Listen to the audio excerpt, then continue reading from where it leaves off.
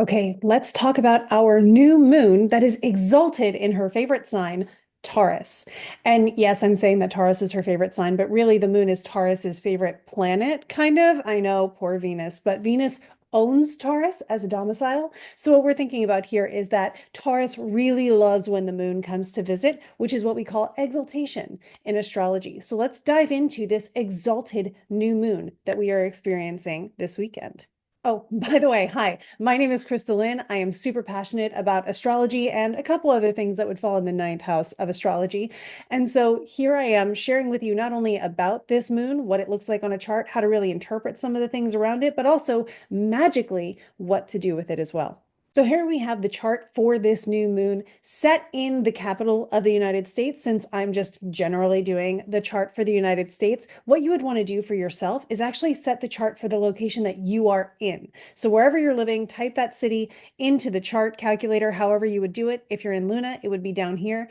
And then you will be able to pull up the new moon in Taurus for your location to get a little bit more specifics. For instance, for this area, we know that this new moon is going to take place a little bit in the afternoon because it's after that midheaven point. It's after the sun culminates for the day or reaches its highest point. And we can see for sure over here it is 3:30 p.m. So it is in the afternoon, somewhere in the middle of the afternoon, and we have longer days now. So it'll be a little bit longer before the sun sets at this descendant point.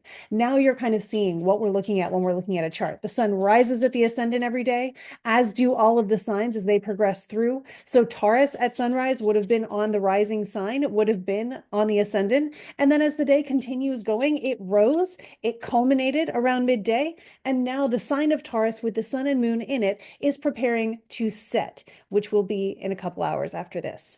So that's kind of how we're looking at a chart when we look at it. It's a dial that's turning, right? And it is all of these things. If we are standing in the middle here, what are we observing? What is this map showing us? And so in this situation, we really just want to focus on how the moon is doing, who the moon is talking to, and other circumstances around it. What is the ruler of the moon doing at this time? So if we look at this on April 27th around 3:30 in the afternoon, the moon will perfect, as in come into perfect alignment with the sun at 7 degrees and 46 minutes of Taurus. After this, the moon, because it moves faster through our sky than the sun does, will begin separating from the sun and move on to 8 degrees, 9 degrees, and so on. The moon can cover about 13 degrees in a single day, where the sun typically covers around 1. So that gives you an idea of how fast the moon is moving compared to the sun. And this is really because the moon is closer to us than the sun is. That's the whole thing. So then we think about, okay, what else is going on? And we can see we've got some red lines here. Recently, many of us may remember from headlines and things that the planet Mars has this opposition happening with Pluto. It is separating now. Mars moves faster than Pluto, and so Mars is at 4 degrees and will continue, while Pluto is actually getting ready on May 4th to stop around this degree and begin moving backwards in Pluto's retrograde motion for the period of 2025. Pluto will be retrograde until October. Takes a good long time. It's not something I would worry too much about in your natal chart, unless, of course, you have degrees that are in the 0 to 3 degrees of a fixed sign. Fixed signs are Aquarius, which would have Pluto conjunct those placements for you, Leo, which would have Pluto opposites those placements for you, Taurus, which would have Pluto square those placements for you, or then opposite that, we would also have Scorpio, which would also have Pluto square those placements for you. So keeping that in mind, if you have anything in the very early degrees of any of those 4 signs, you may feel the stationing of Pluto turning retrograde, but Pluto is the furthest planet out there, the slowest moving of the planets. So while we'll see Pluto have retrograde effects of reassessing and, going over things again, it's going to happen more on a global scale or a societal scale than it will in our personal lives. Again, unless you have those placements that are really feeling the effect of Pluto right now. Back to the moon, though, we see that this square is having an effect. So when the moon does something, because she is the closest body in the whole solar system to us, she tends to translate those things to us. So because she is talking to this opposition between Mars and Pluto, even though they perfected days before this when Mars was on the 3rd degree of Leo, we may actually notice that the topics of this come up a little bit more viscerally or noticeably because the moon is now carrying that message to us as well. So it may extend the effects of this transit a little bit more than might typically happen. And it is a square. It is forming this T square, actually. So let me make this clearer again. You can see how it's this one right angle between these two, and these two are opposite each other. So we call that a T square because it looks like half a square across the whole chart. If there were a full square across the whole chart, there would be a planet over here in Scorpio finishing the box. And so that would be a grand cross. But what we're seeing here is only half of that. So we can see that there may be some tension between the Mars, perhaps Pluto. I tentatively bring Pluto in because, again, slow moving planet. But with these planets really activating it and making it feel more personal, we're noticing Pluto on this at this time. So we would see that our sense of security, the moon, the sun, our sense of identity that is feeling maybe under-resourced or adequately resourced, typically because the moon, again, is doing great in Taurus. Taurus is an earth sign. It's fixed. It's reliable. It likes to provide resources. It likes growth. It likes sustainability. It likes establishing and allowing life to thrive. However, it is being challenged right now by this martial quality coming in from Leo. The good news is, if we get really nitpicky about the astrology, the moon can overcome this. So while there are challenges right now from Leo, maybe some hot energy or of that quality, if we like translate that to the real world, we're feeling scarcity, we're feeling like things are drying up, we're feeling like we don't have enough nourishment to really support what we'd like. So if we're feeling this issue of irritability, irritation, or again, like a drought in our own personal resources, just know that the moon is overcoming that. So it's happening, but it is something where the moon kind of wins in the end.